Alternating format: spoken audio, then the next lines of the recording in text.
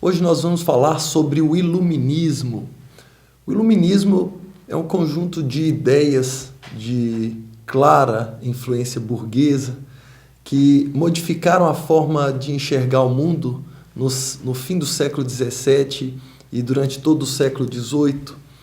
O Iluminismo trazia por características fundamentais o liberalismo, que defendia um maior distanciamento do Estado em relação à economia, que defendia também uma diminuição do poder dos reis, o racionalismo, que defendia que a razão era a verdadeira fonte explicadora de todas as coisas, e o cientificismo, que era a crença no progresso humano.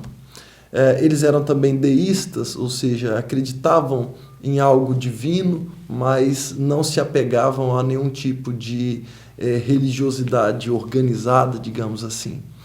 O Iluminismo nasceu na Inglaterra, no último quartil do século XVII.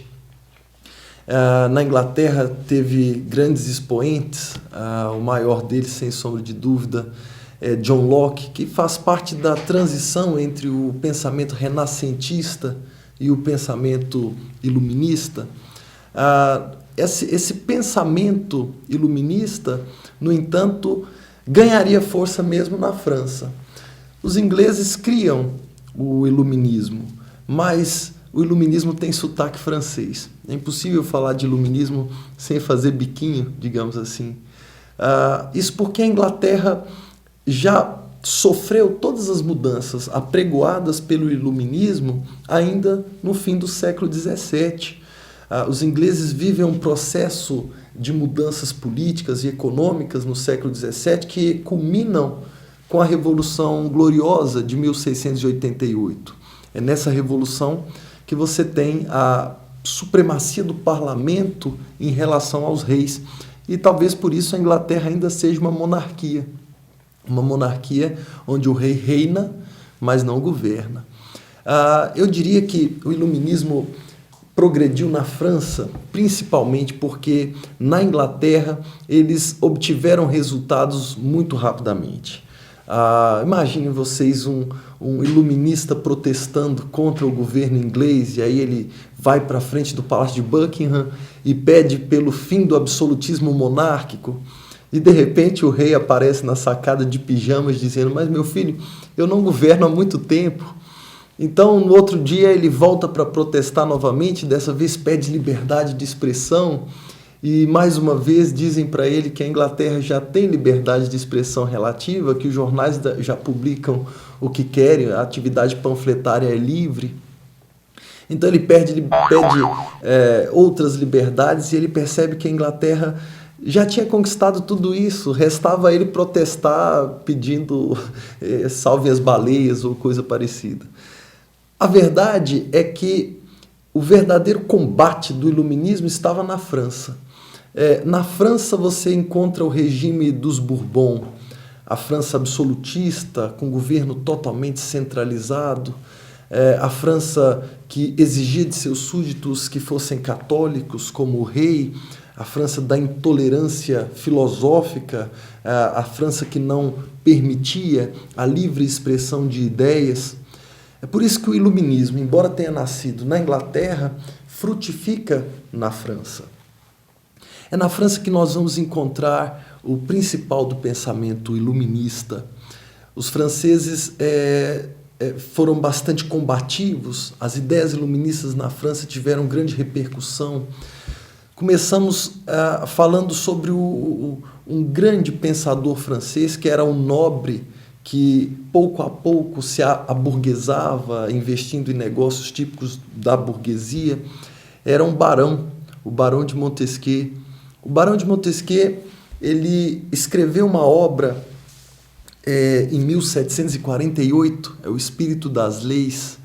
Essa obra genial vai nos dizer o seguinte: Montesquieu dizia que o absolutismo monárquico era um câncer que corroía as entranhas da sociedade europeia, e que uma sociedade absolutista era uma sociedade jogada à própria sorte, estava à mercê da sorte ou do azar.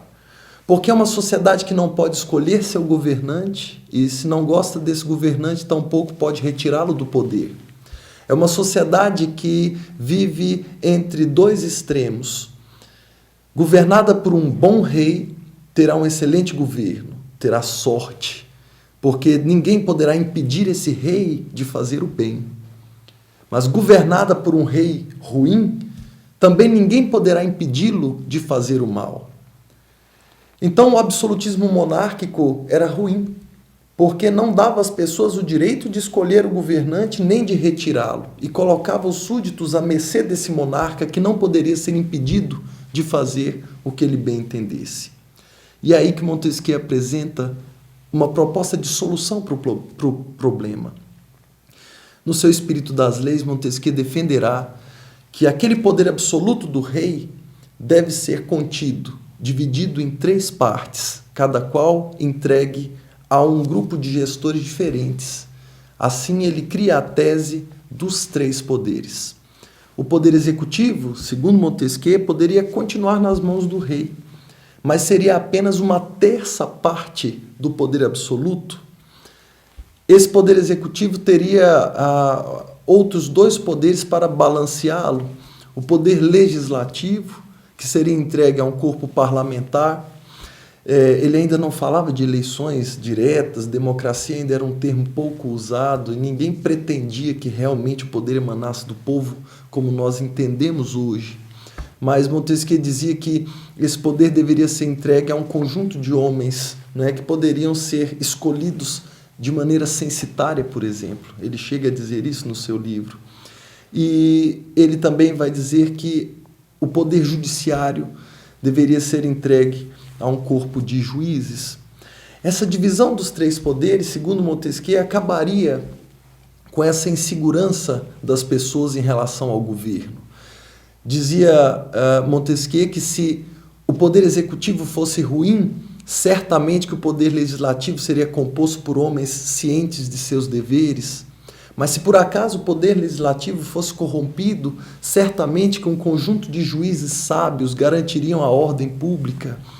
Então, no fundo, Montesquieu acreditava que 3 poderes iguais, independentes e harmônicos seriam a chave para um Estado melhor governado, a chave para o equilíbrio do país. É claro que Montesquieu, ao falar sobre isso, estava tratando de um assunto que ele vai aprofundar mais à frente na sua obra, que é a questão dos checks and balances, os freios e contrafreios. Essa tese de Montesquieu dizia que um poder existia para equilibrar o outro, que 3 poderes harmônicos impediriam que o país fosse colocado nas mãos de alguém incapaz de governar. Então, a contribuição de Montesquieu para a teoria política, para a construção do que viria a ser o mundo contemporâneo foi muito importante. Além de Montesquieu, nós temos um outro autor fundamental para os iluministas, é Voltaire. Voltaire é um homem bastante crítico, as suas falas eram sempre ácidas, mas geniais. Dizia-se que alguém criticado por Voltaire ou mudava ou esperava a morte, não é? Porque ele realmente tocava na ferida dos seus criticados. Mas ele foi um autor muito importante porque ele defendeu 2 teses que vão surtir grande efeito na época. Voltaire, primeiro, defende a liberdade de expressão.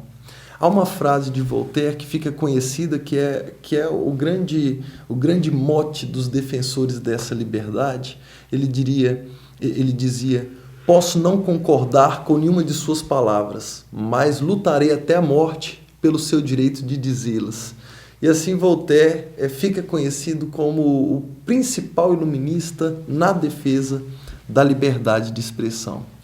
Voltaire também defendia uma forma de governo em que o rei governava sozinho, mas que antes de tomar suas decisões ele consultava os sábios.